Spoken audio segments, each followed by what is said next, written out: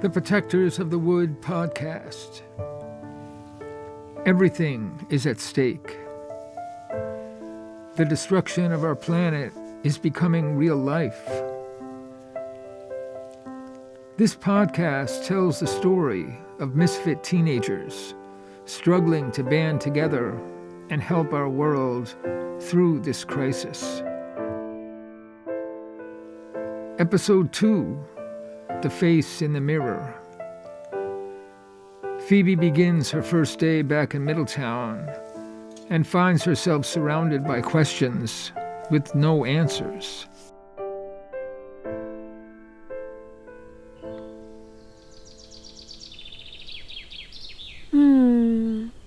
So nice to wake up with the birds and the warm breeze. I love this window. Oh my God, my dream! The green man was at this window, talking to me. Everything is at stake. And the song.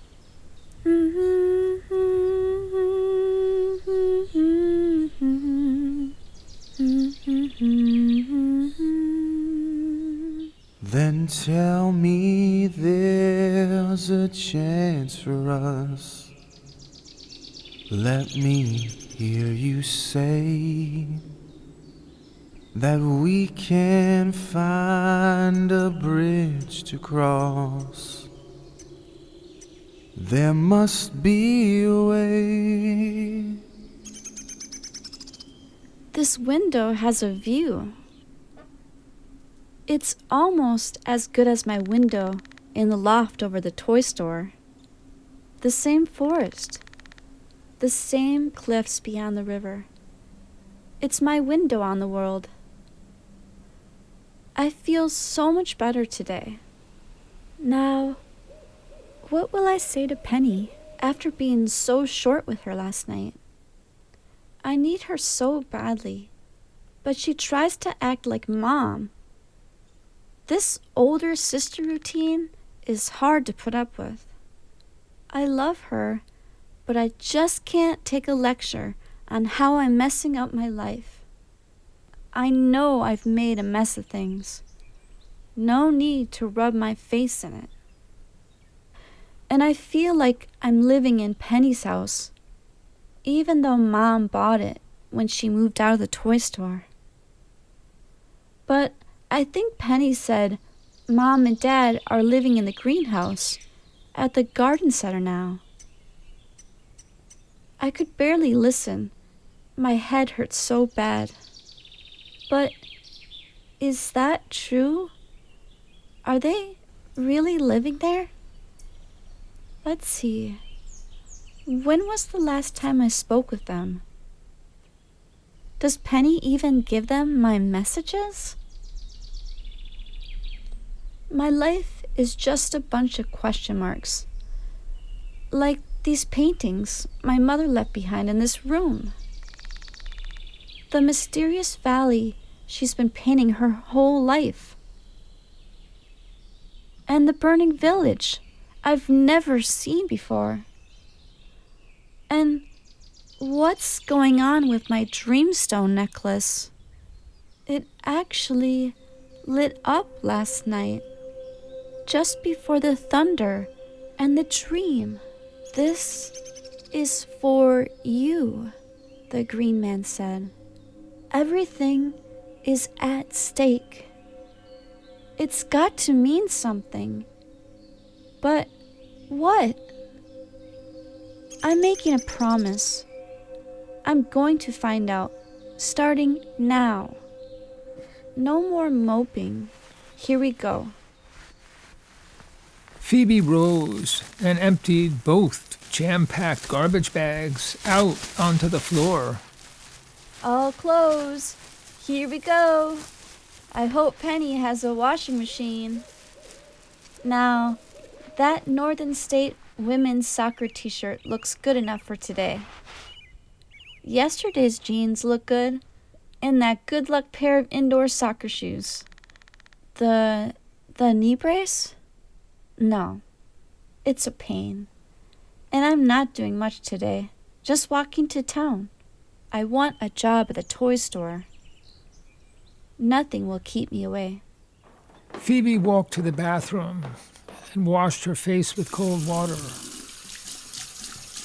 She caught her own eyes, looking back at her from the mirror. Look at those strange brown eyes. Could they be mine? Who is that person? I don't think I'm crazy, but I do look different. And my dreamstone charm still seems brighter than before. It's like I'm in a new body, a new life, and haven't gotten used to it yet. What's that song George used to sing with his band back in high school? Oh, The Face in the Mirror. That was it.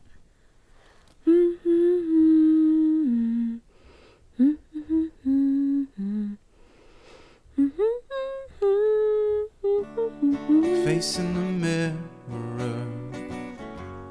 looks like a stranger. Can recognize myself today. Sometimes I think in your arms my fear would melt away. God help me find a way. Now that was a good song. It was probably about me. And I still feel bad about George. I just don't get over it. But I couldn't have done anything differently. He was just too much. Wanted too much. And those days I was busy all the time. I wasn't about to follow George around, and then he called me selfish because I wouldn't cut that big tournament in Evansville in order to see the concert at the Half Moon Cafe and go to the big party afterward. I wasn't going to let my team down. He said he'd have to invite another girl. I had to be so mean. You do what you gotta do, I said, and I'll do what I gotta do. If that's mean, I think I'll be that way again. Time to face the world. Phoebe limped down the stairs to the kitchen and found a half-full pot of coffee. She poured herself a cup and headed out the back door. Morning, Penny. Mind if I sit down? Phoebe, of course not. You're my sister, for God's sake. Here, let me cut you a slice of my new sunflower bread. I need advice. What do you think? Don't burn your mouth. Is this the newest experiment? It is, but I'm not sure it's what I'm looking for yet. It's almost like cake. What's in it? Crushed sunflower seeds, amaranth, apples. Sunflower seeds? I love the crunch. This is really good. Your work is paying off. Thanks, but I'm not sure I got it right. So, I noticed almost none of Mom's stuff is left in the room. Does she ever stay here anymore? Hardly ever. I told you she's been back with Dad for months. It feels like they never split up. I think Mom just moved here to concentrate on her painting. She couldn't get anything done living at the toy store. I know. I saw all the problems too. Well, Mom and Dad are happy at the greenhouse, so the room is yours. Thanks. At least I've got a place to live now. I just need a job. A job? But you're on a scholarship, due back at college for soccer practice by early August. You want a job for a few weeks? I'm not going back to college. I've dropped out. Now don't protest. No advice. Look, I can't play soccer. I failed 2 courses. And I want to work. I want a job. What happened to environmental studies? I thought you were on a mission. Maybe I am. I think I'll find one here. I don't understand. What sort of mission could you find around here? You'll be disappointed. Maybe you can help me. I'm curious about a few things. Uh-oh, I've heard that before. This is where you get into trouble. Trouble? What trouble's around here? Oh, in that mood, you'll find some. Okay, let me try. Those paintings of Mom's in my room, there's a new landscape of that valley. You know, that scene she's painted so many times? What's that about? Why is she obsessed with that? You'll have to ask her. I won't get in the middle of that. But you do know the answer. Phoebe, I'm 3 years older than you. I don't spread rumors. If there's a secret, I keep it to myself. Mom and Dad trust me. So, it's clear that they don't trust me, and neither do you. Oh, Phoebe, I was afraid of this. Don't get all fired up. I'm not getting involved in any argument. Talk to Mom and Dad. How many times have I called you or the garden center and asked to speak to Mom or Dad? And how many times have they called me back? Yes, I agree with you there. It is odd. They're in the forest all the time. They've got this big gardening project going on. See those huge, kind of multicolored tomatoes? You should taste one.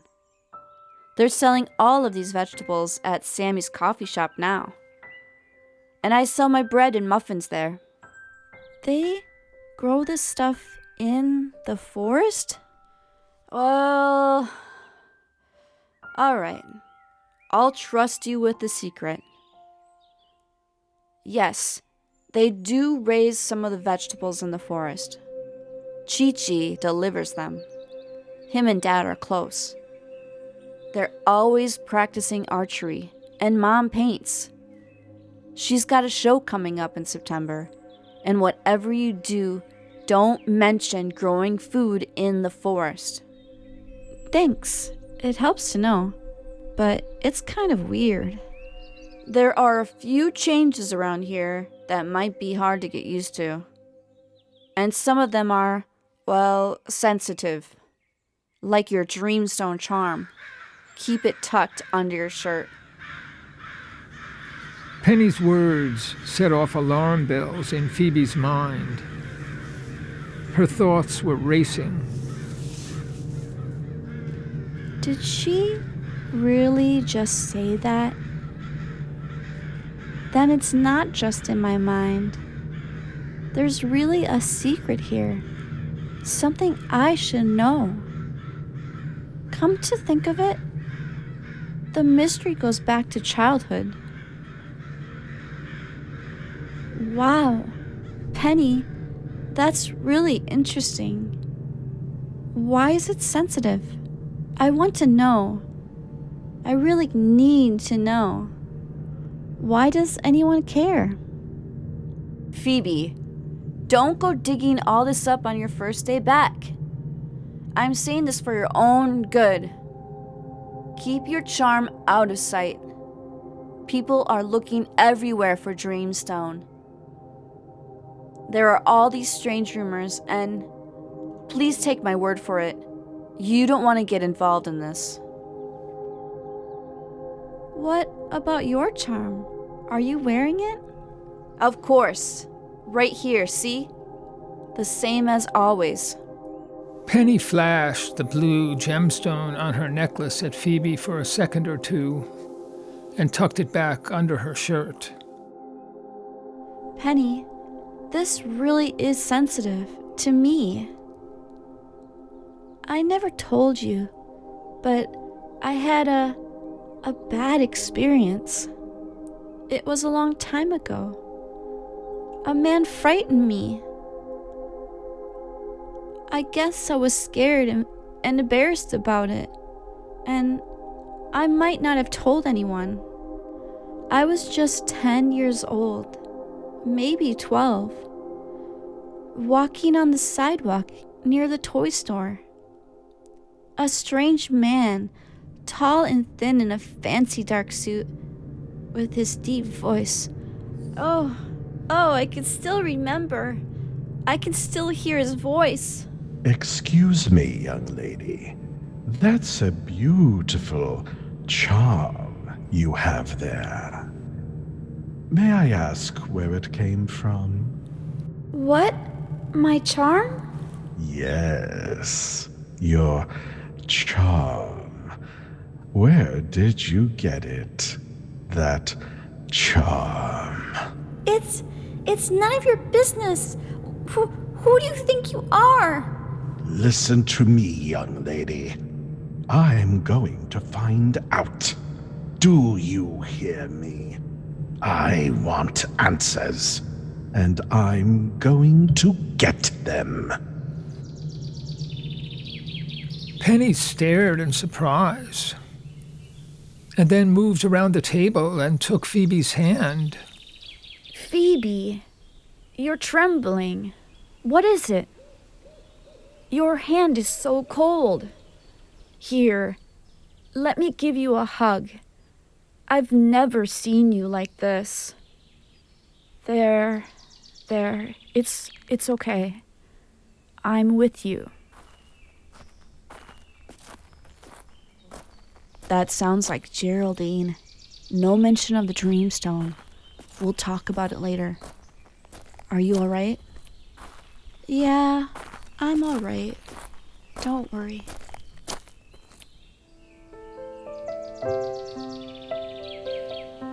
Thanks for listening to the Protectors of the Wood podcast, and stay tuned for our featured song of the day. Find all our podcasts, songs, and projects on our website, protectorsofthewood.com. And to all the eco-warriors out there, remember that everyone can make a difference, and every action counts.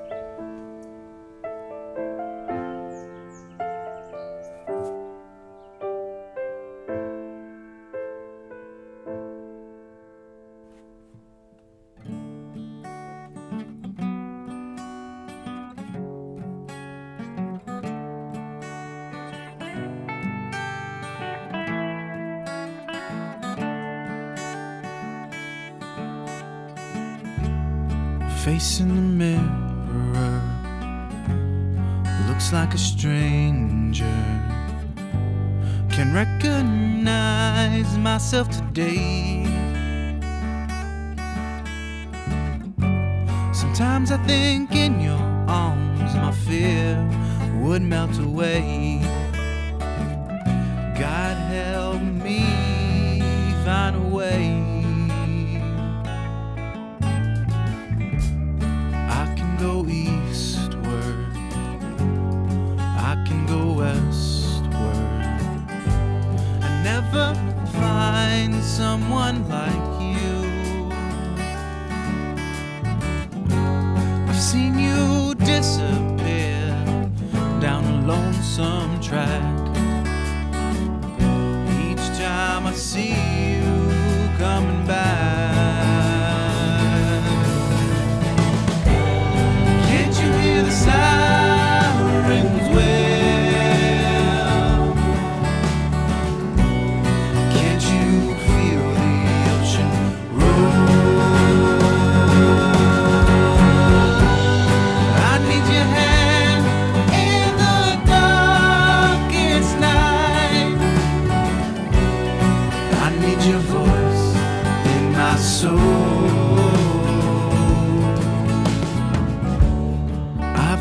Nice ones, dangerous ones, but they never showed me the right way. I listen carefully to everything you say. You change my life some every day.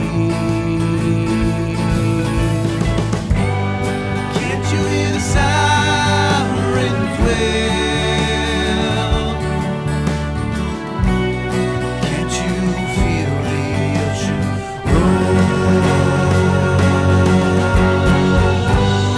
I need your hand